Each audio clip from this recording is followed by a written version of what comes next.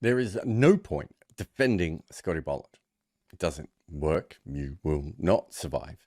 People have tried more than 1,000 times in Test cricket, and he has taken 27 wickets. And that may not sound like a lot, but people are dismissed every 42 balls when defending him.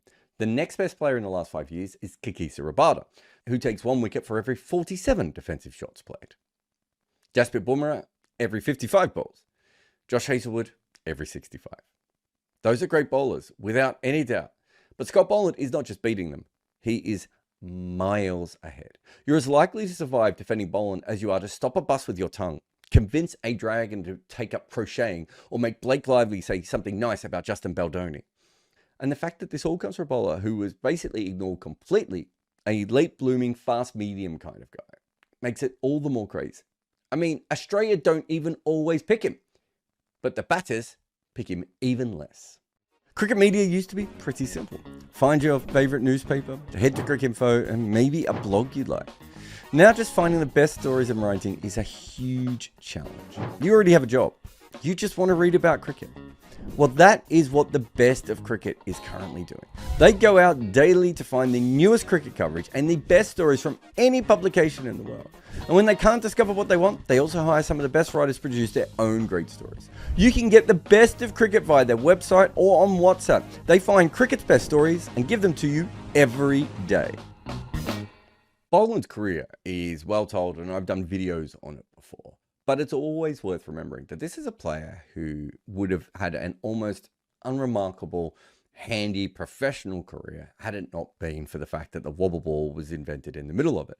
He's a fast medium bowler. He's relatively accurate. He doesn't have any peak test skills until he manages to perfect the wobble ball.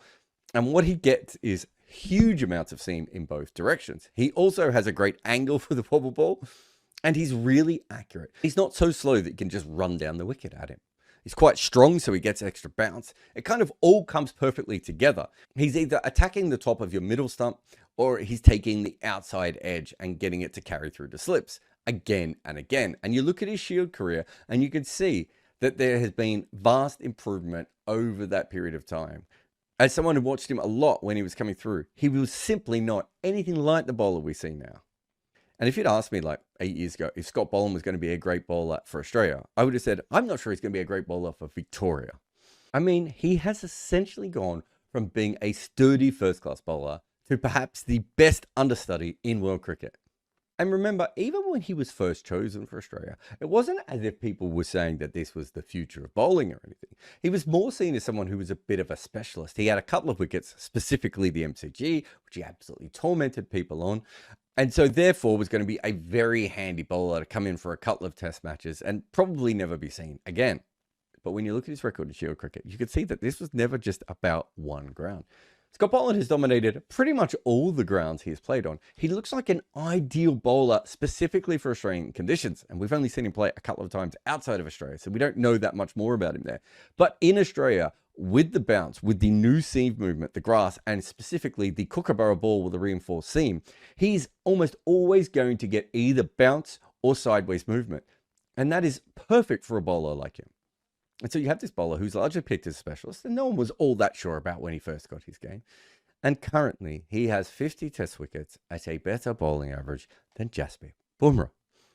No one's comparing him to Bumrah. We're just saying, what on earth is happening here? How is this happening? Why is this happening? Where are we? What does it mean? And of course, there are many reasons why this has happened. He has a really good angle back in, a bit like Jasprit Bumrah. He has that decent pace that we talked about before. He's very strong. He hits the pitch really hard. So when he gets the ball to wobble around, it really wobbles. He's incredibly accurate, works out his lengths very, very quickly. And you put all this together, and there isn't that many ways that you can actually play him. And as we said at the start, you certainly cannot defend him. So if you have a look at the moment at his overall career, since he made his debut, the overall average is just around 29 for all seamers. If you look at just outside of Asia, it doesn't drop all that much. It only goes down to 28, whereas Boland has been averaging 19. But I don't want to burst Boland's balloon. which was a harder sentence than I thought was going to be. But if you look at match factor, you can see that he's been 41% better than other bowlers. So Australia have essentially used him on wickets that have been seaming around a lot. We know that the Australian wickets have changed, for one.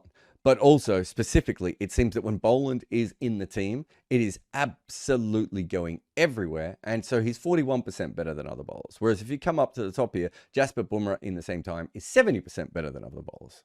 However, if you just look at Boland compared to the other Australian bowlers when he's in the game, obviously he hasn't played that much with Hazlewood. He's only played the one game with Hazlewood.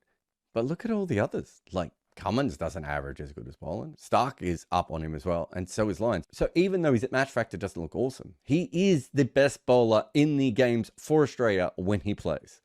And maybe that's helped by the fact that Hazlewood is the one who isn't there. But even so, this is pretty special.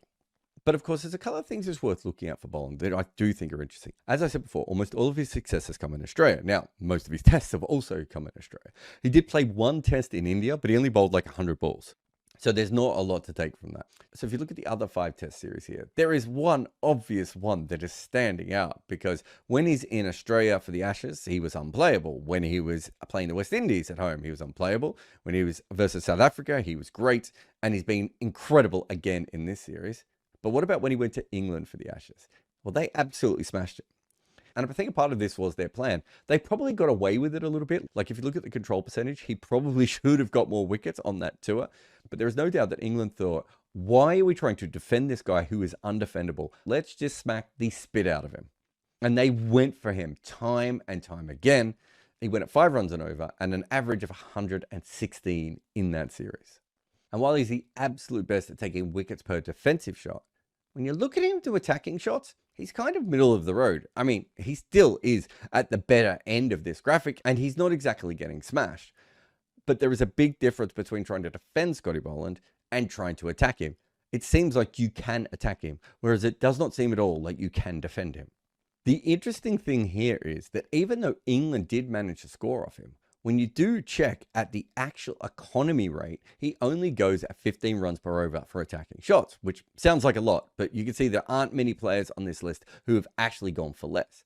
It's the 7th best economy of any of the bowlers on this list. So teams have tried to attack him before, but they haven't actually managed to do that. And one of the reasons is he doesn't actually make any mistakes, right? He doesn't bowl poor balls to you. He doesn't give you any options.